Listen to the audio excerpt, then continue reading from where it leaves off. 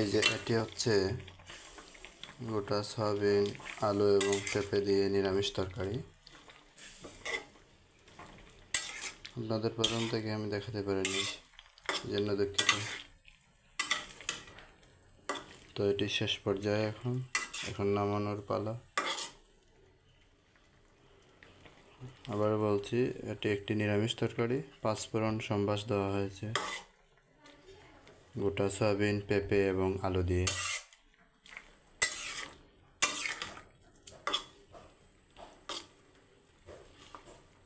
আশা করি স্বাদ হবে।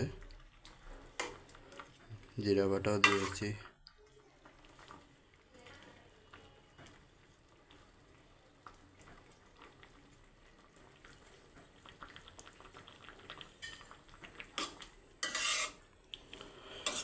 নিরামিষ তরকারি।